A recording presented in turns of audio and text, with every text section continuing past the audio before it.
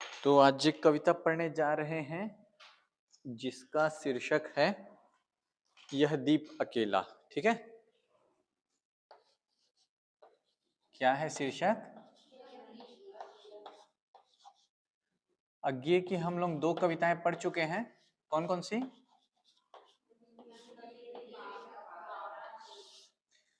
नदी के द्वीप और बावरा अहेरी।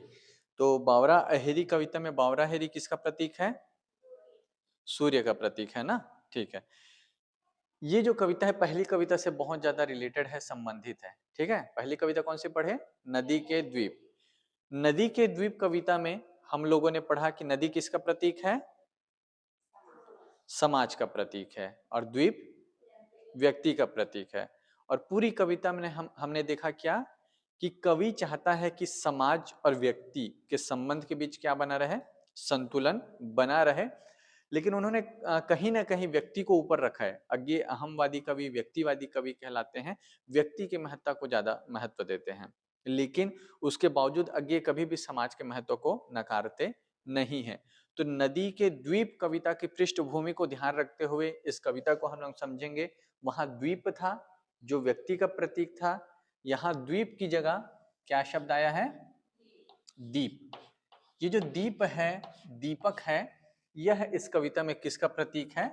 व्यक्ति का प्रतीक है। साथ ही दीपक या सूरज किसका प्रतीक होता है? कल मैंने बताया था, ज्ञान का, सकारात्मकता का, है ना। दीपक एक तरह से अंधकार के प्रति संघर्ष का भी प्रतीक है। अंधकार में अकेला दीपक भी जलता है तो अंधकार को दूर करता है, उससे लड़ता है ना। एक कविता है ना कि है अंधियारी रात तो दीपक जलाना कब मना है, कि अंधेरा है तो आप दीपक जलाइए, दीपक जलाना कभी मना नहीं है। तो यह दीप अकेला, शीर्षक को ही देखते हैं कि दीपक है, एक व्यक्ति है, और व्यक्ति कैसा होता है? अकेला होता है। क्या अकेला व्यक्ति सब कुछ कर सकता है? उसको समाज की आवश्यकता है या नहीं है? व्यक्ति को है ना। जैसे समाज शास्त्र पढ़ेंगे या बचपन में सामाजिक विज्ञान पढ़ेंगे, उसमें लिखा रहता है कि मनुष्य एक सामाजिक प्राणी है। मनुष्य कैसा प्राणी है? सामाजिक प्राणी है। आप कितने भी प्रतिभावान हो, बलवान हो, जैसे पुराने समय में जब युद्ध होते थे तो हो सकता है कोई बहुत बड़ा योद्धा हो, लेकिन उस योद्धा को भी किसका साथ चाहिए? सेना का साथ चाहिए ना। बहुत पराक्रमी है तो भी सामने हजार लोग हैं, मार देगा क्या? साउथ इंडियन मूवीज है तो अलग बात है ना। लेकिन सामान्यतः क्या होता है कि एक बहादुर से बहादुर योद्धा को भी उसकी सेना का साथ चाहिए होता है। ऐसी व्यक्ति कितना भी प्रतिभावान हो, हम महात्मा गांधी की बात करते हैं कि उन्होंने आजादी दिलाई, लेकिन गांधी जी भी कब गांधी जी थे? जब उनके पीछे जन सैलाब उमड़ता था। गांधी जी घोषणा करते थे कि अंग्रेजों भारत छोड़ो या करो या मरो, है ना, भारत छोड़ो आंदोलन चलाएंगे। तो गांधी जी तो घोषणा कर देते थे, आंदोलन को संचालित कौन करता था, सफल कौन बनाता था? उनके पीछे चलने वाले लोग। तो हमेशा हर व्यक्ति को किसकी आवश्यकता होती है? समाज की, समाज के समर्थन की आवश्यकता होती है। ठीक है, तो ये कविता उसी भाव को चित्रित करती है जो मैंने पृष्ठभूमि बताया। ये भाव को ध्यान रखेंगे तो आपको समझ में आएगी कविता। यह दीप अकेला स्नेह भरा। दीपक अकेला है और कैसा है? स्नेह से भरा हुआ है। मतलब अकेला व्यक्ति है जो दीपक उसका प्रतीक है। मतलब दीपक के समान क्या है? प्रकाशमय है, ऊर्जावान है, सामर्थ्यवान है कि उस संसार को रोशन कर सकता है गर्व भरा मद माता। दीपक अकेला है, स्नेह से भरा हुआ है, गर्व से भरा हुआ है। गर्व से भरा हुआ है इसलिए मद माता है। मद माता मतलब कि अहंकार में, अभिमान में, कि मैं रोशनी फैला सकता हूँ, मैं प्रतिभावान हूँ, मुझ में योग्यता है। कई बार ऐसा होता है ना, अकेले व्यक्ति को लगता है कि मैं ही सब कुछ हूँ, है ना। एक नवाजुद्दीन सिद्दीकी का डायलॉग है, कभी कभी लगता है कि अपुन इज गॉड है ना, अपुन इज भगवान है। तो कई बार ऐसा लगता है किसी किसी व्यक्ति को कि बहुत प्रसिद्ध हो जाते हैं या बहुत कुछ हो जाते हैं कि मैं ही सब कुछ हूँ, मुझे दुनिया की आवश्यकता नहीं है। लेकिन ऐसा नहीं है। इसलिए कवि ने लिखा है कि मद माता स्नेह से भरा है, गर्व से भरा हुआ है। और कई बार गर्व अहंकार में परिणत हो जाता है। तो वो जब अहंकार की सीमा तक पहुंच जाता है तो मदमाता, जैसे रावण हो गया था कि मैं संसार में सबसे शक्तिशाली हूँ, मुझे कोई पराजित नहीं कर सकता। दुर्योधन को हुआ था, कंस को हुआ था, है ना। और आप लोगों ने पिछली क्लास में नदी के द्वीप में पढ़ा था, जब भी ऐसा होता है तो नदी कर्मनाशा, है ना, कीर्तिनाशा बन जाती है, उसको मिटा देती है। इसलिए उस कविता को ध्यान में रखते हुए इसको समझेंगे तो ज्यादा समझ में आएगा। क्या कह रहे हैं कवि? गर्व भरा मद माता, मद से भरा हुआ है, अहंकार से भरा हुआ है, इसलिए कवि कहते हैं पर इसको भी पंक्ति को दे दो। ये द्वीप अकेला है, दीप अकेला है, उसको पंक्ति को दे दो। पंक्ति को दे दो मतलब समूह को दे दो, कतार को दे दो। मतलब एक अकेला दीपक वह काम नहीं कर सकता जो दीपकों की जो पवली है, पंक्ति है, वह कर सकती है। ऐसे ही एक व्यक्ति प्रतिभावान है लेकिन उसको भी समाज की, समूह की साथ की आवश्यकता होगी। उसको पंक्ति को दे दो मतलब समाज को अर्पित कर दो, समर्पित कर दो। यह जन है गाता गीत जिन्हें, फिर और कौन गाएगा। इसमें इतनी प्रतिभा है कि वो जो गीत गाता है वैसा गीत कोई और नहीं गा सकता। यह जन है, यह एक क्या है, लोगों का समूह है, ठीक है। तो उस व्यक्ति में प्रतिभा है, इतनी प्रतिभा है कि उसके समान कोई गा नहीं सकता है ना। लेकिन वह अकेले, जब तक लोग उसके गीत को नहीं सुनेंगे तो कोई मतलब है। उसकी गीत लोगों में जाकर क्या बन जाएगी, क्रांति बन जाएगी। जैसे बंकिम चंद्र चट्टोपाध्याय ने वंदे मातरम लिखा, वंदे मातरम कहीं ना कहीं उनके मन में रहा होगा, लेकिन सिर्फ उनके मन में रहता तो वो आज हमारा राष्ट्रगीत बनता। उन्होंने एक पुस्तक लिखी आनंद मठ, आनंद मठ में वो गीत हुआ, वो गीत इतना लोकप्रिय हुआ कि लोग आजादी की लड़ाई में वंदे मातरम गाते गाते शहीद हो जाते थे। तब उस गीत का इतना महत्व है ना। तो वही कह रहे, वह जन है, उसके गीत जन जन के उद्गार बन सकते हैं।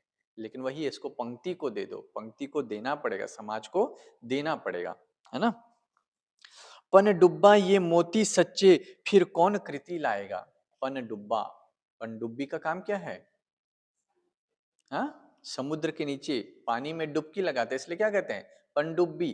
तो ऐसी ये जो व्यक्ति है वो पनडुब्बा है, पानी में डूबने वाला है।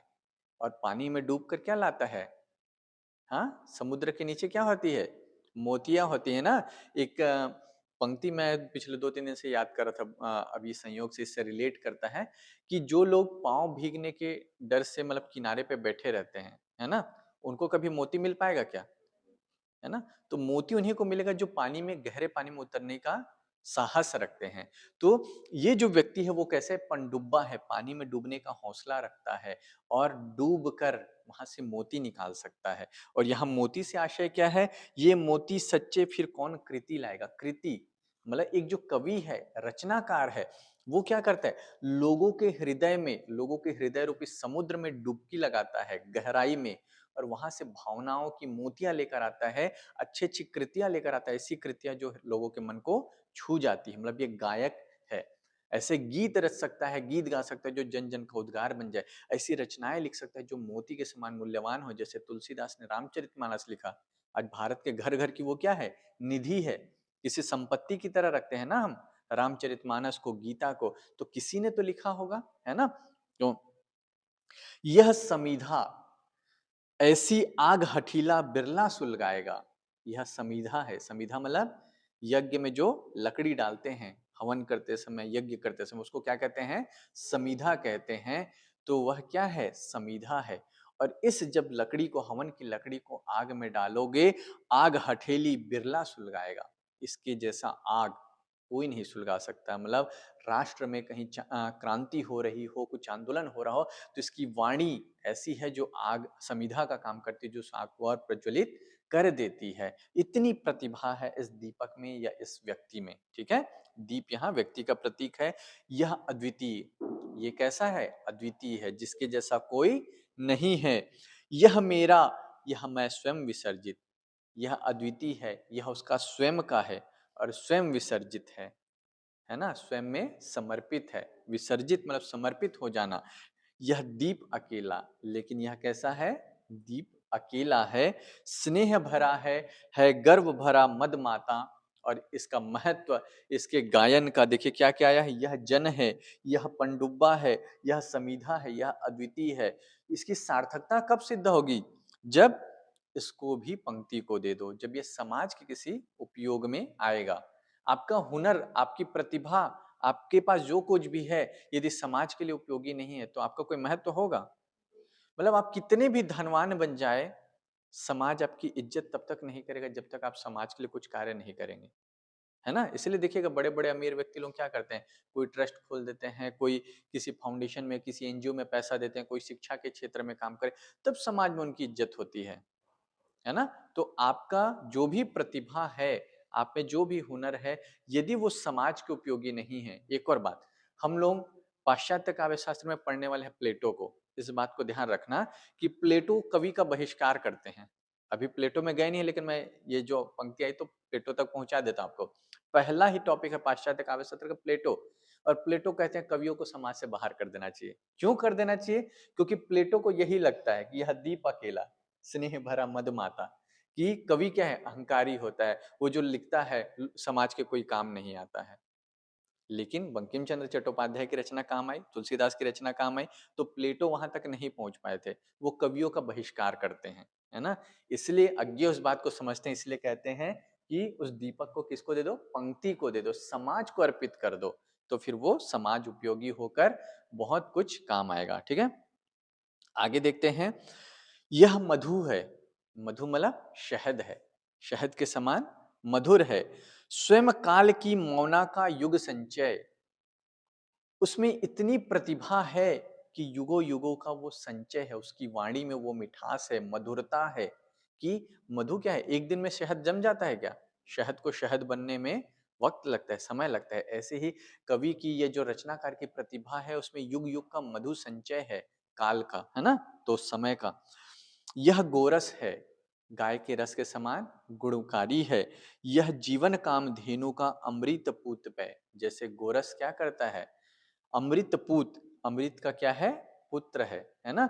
तो वही कह रहे हैं कि जैसे मधु है, जीवन में मधुरता घोलता है, इसकी वाणी में वो मिठास, वह प्रतिभा है। यह गोरस के समान, गाय के रस के समान, है ना, जो गाय का दूध होता है उसके समान गुणकारी है, अमृत के समान है ना। जीवन काम धेनु, और यहाँ पर फिर देखिए एक बार कौन सा अलंकार आएगा बताइएगा। जीवन कामधेनु, कामधेनु क्या है, एक गाय का नाम है ना, लेकिन इसकी रचना को कहा है, क्या कहा है, जीवन कामधेनु। तो कौन सा अलंकार होगा, रूपक अलंकार। एकदम सीधे सीधे पहचान है रूपक की, यहाँ कोई बीच में वर्ड नहीं होगा, सीधे सीधे रूप दे दिया जाएगा, जीवन रूपी कामधेनु। ठीक है, तो यह क्या है, गोरस है, और कैसा गोरस है, जीवन कामधेनु का, जीवन रूपी कामधेनु का अमृत पूत पे। ठीक है, तो ये कवि की प्रतिभा है। साथ ही क्या कह रहे हैं, यह अंकुर है, अंकुरित जैसे होते हैं, तो यह क्या है, अंकुर है। अंकुर का काम क्या है, वो जमीन को भेद कर ऊपर आता है और वृक्ष बनता है। ठीक है, तो वही कह रहे, उसकी प्रतिभा ऐसी है कि वह, यह अंकुर है फोड़ धरा को, जैसे अंकुर जमीन से बाहर आता है, वैसे ही यह फोड़ धरा को, रवि को तकता निर्भय, सूरज की ओर देख रहा है निर्भय होकर। मतलब इसमें इतनी इच्छा शक्ति है, इतनी प्रतिभा है कि जो समाज की वर्जनाएं हैं, समाज की जो बुराइयां हैं, समाज की जो सीमाएं हैं, जैसे एक बीज होता है, वह धरती की सीमा को तोड़कर आकाश की ओर बढ़ चलता है, सूरज को निर्भय होकर देखता है, वैसे ही यह व्यक्ति, यह दीपक इतना प्रतिभावान है कि उन तमाम वर्जनाओं को, समाज की सीमाओं को तोड़कर ऊपर उठ सकता है। वो जैसे पौधा सूरज को देखता है, ऐसे ये समाज में क्या कर सकता है, सूरज की तरह ऊंचाई प्राप्त कर सकता है, ऊर्जा प्राप्त कर सकता है। क्लियर है, समझ में आया। और आगे कहते हैं, यह प्रकृत स्वयंभू ब्रह्मा अयुत, इसको भी शक्ति को दे दो। यह प्रकृत है, प्राकृतिक रूप से बना हुआ है, प्रतिभावान है, स्वयंभू, स्वयं से उत्पन्न है, ब्रह्मा है, ब्रह्मा के समान क्या है, शक्तिशाली है, प्रभावशाली है, अयुत है, लेकिन पृथक है। अयुत के एक अर्थ होता है 10,000, लेकिन यहाँ अयुत का वह अर्थ नहीं लेंगे। राम की शक्ति पूजा पढ़े थे तो अयुत होता है कि अयुत लक्ष्य भेजने में भी जो समर्थ, वहां एक साथ 10,000 लक्ष्य को भेज सकते थे, लेकिन यहाँ अयुत का अर्थ क्या है, ये सब होते हुए भी ये पृथक है, अलग है ना। आगे कह रहे हैं, इसको भी शक्ति को दे दो। शक्ति को दे दो मतलब समाज को दे दो। एकता में क्या होती है, शक्ति होती है, समाज क्या है, एक है, एकता का प्रतीक है। यह दीप अकेला स्नेह भरा है, गर्व भरा मद माता, पर इसको भी पंक्ति को दे दो। सार्थकता कब है, जब पंक्ति को दे दिया जाएगा, समूह को दे दिया जाएगा। यह वह विश्वास नहीं जो अपनी लघुता में भी कांपा, इसमें वह विश्वास है जो अपनी लघुता में भी, है ना? लघु होने पर भी भयभीत नहीं है कि मैं अकेला हूँ, मैं क्या कर पाऊँगा? इसके मन में ऐसा कभी डर नहीं, ये विश्वास है कि मैं कुछ कर सकता हूँ, मैं समाज को बदल सकता हूँ, यह उसमें विश्वास है, यह उसकी शक्ति है। और एक कांसेप्ट है जिसको कहते हैं लघु मानव। ये जो लघु शब्द आया है, इसी का प्रभाव है लघु मानव। लघु मानव एक अवधारणा है जिसको कहते हैं कि मनुष्य क्या है? अपनी नियति के आगे, अस्तित्ववाद एक दर्शन है जिसमें कहता है मनुष्य अपनी नीति को जीने के लिए बाध्य है। वहीं से द्वितीय विश्व युद्ध के बाद एक अवधारणा उत्पन्न हुई साहित्य में जिसको कहते हैं लघु मानव।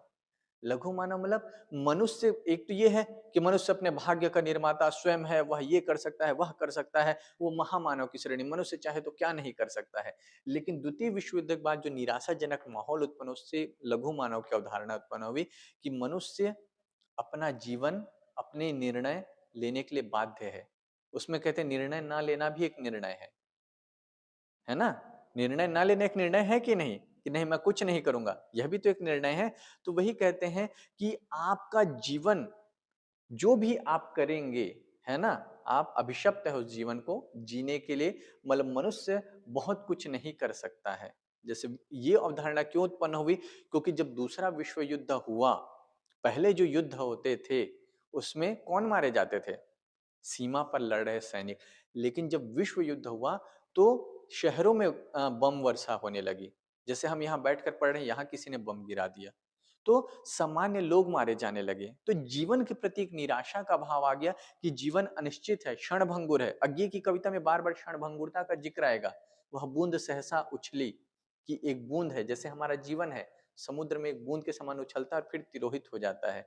ये सबसे लघु मानववाद की अवधारणाएं कि मनुष्य क्या है? परिस्थितियों का दास है। एक कंसेप्ट है परिस्थितियों का निर्माता है, यहाँ परिस्थितियों का दास है। कई बार आप बहुत कुछ चाहते हुए भी नहीं कर सकते, विवश होते हैं, लेकिन उसके बावजूद भी लघु मानव की प्रतिष्ठा है। ऐसा नहीं कि हम परिस्थितियों का दास है तो अपने जीवन में कुछ नहीं कर सकते हैं। लघु मानव का जिक्र है लेकिन उसका भी अपना महत्व है। तो यहाँ वही कह रहे हैं कि अपनी लघुता में भी नहीं कापा, ये जानते हुए भी कि अकेला व्यक्ति, बोलते हैं ना अकेला चना भाड़ नहीं फोड़ सकता, फिर भी इस चने ने या इस लघु मानव ने, इस अकेले दीप ने कोशिश की, किससे लड़ने की? अंधकार से लड़ने की कोशिश की, है ना? कि एक वो था कि अंधेरों में जो पाले गए दूर तक वो उजाले गए, है ना?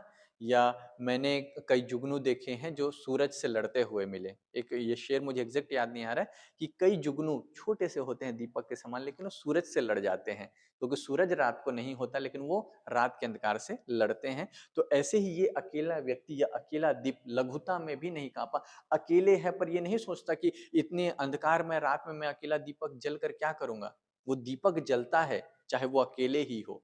तो लघु मानव या ये व्यक्ति अपनी लघुता में भी नहीं कांपता है, नहीं भयभीत होता है। ठीक है?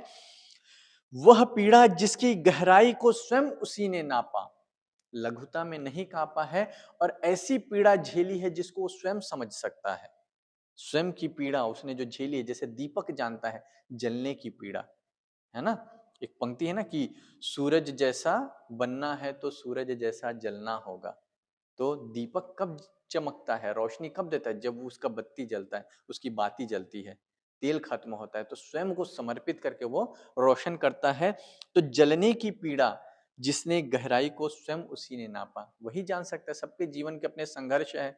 लोग कहते हैं अरे ये बहुत फेमस है, बहुत महान व्यक्ति है ना, इसकी तो किस्मत अच्छी थी, लेकिन उसका संघर्ष कौन जानता है?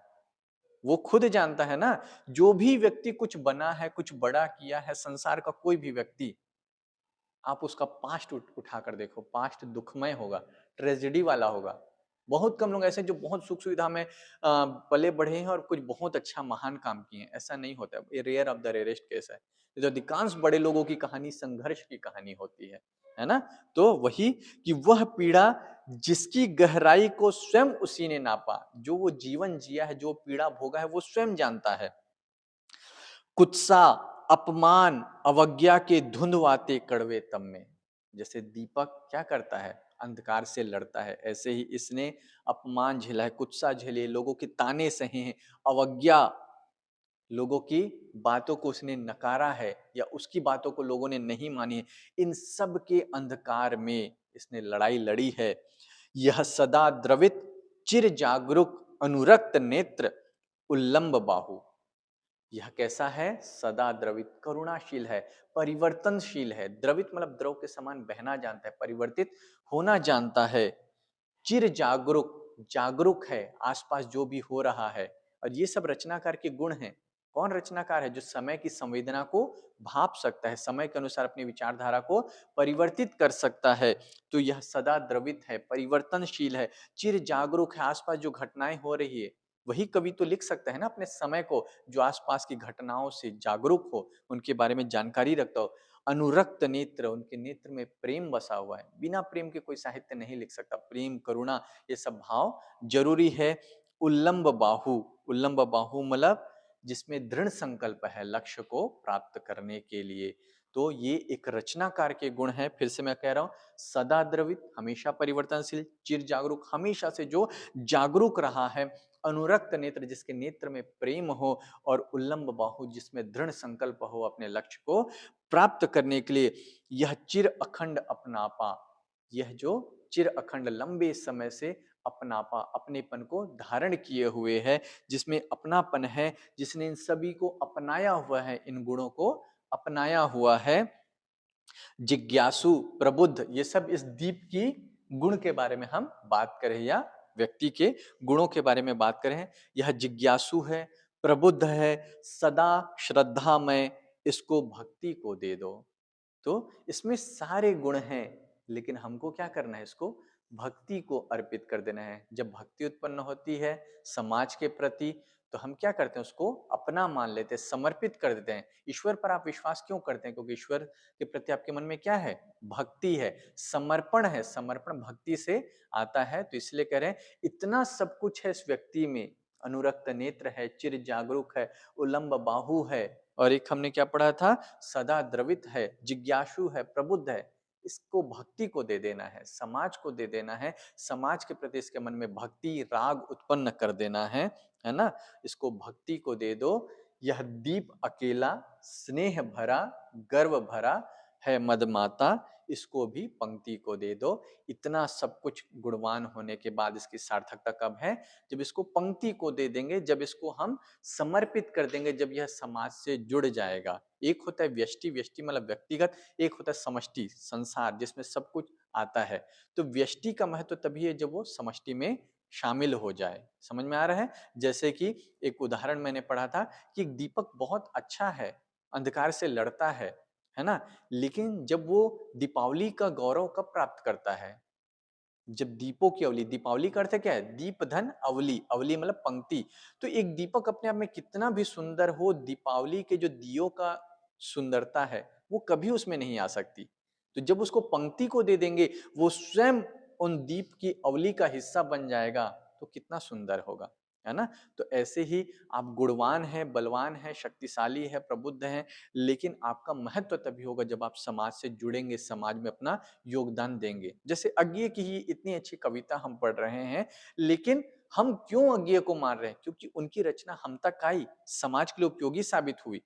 वो उनके मन में ही रह जाता है, और हम सोचते हैं बहुत अच्छा सोचता है, बहुत अच्छा बोलता है, लेकिन समाज के लिए कुछ काम आया? नहीं आया। लेकिन आज उनकी कविता को पढ़कर हमारे विचार बदल रहे हैं, है ना? तो जब भी आप समाज को अर्पित करेंगे जो कुछ आपके पास है, तो आप क्या बन जाएंगे? उस अवली का हिस्सा बन जाएंगे, समाज के लिए उपयोगी बन जाएंगे, और आप महत्वपूर्ण कहलाएंगे। समझ में आ रहा है? तो अकेले विकसित होने में, अकेले बढ़ने में कोई विशेषता या योग्यता नहीं है। आपका जो भी हुनर है वो समाज के काम आना चाहिए। प्लेटो इसलिए कवि का निष्कासन करते हैं, विरोध करते हैं, लेकिन अज्ञे समझते हैं कि कवि में प्रतिभा है, समाज से उसको जोड़ने की आवश्यकता है। क्लियर है? तो ये हुई कविता, छोटी सी कविता थी।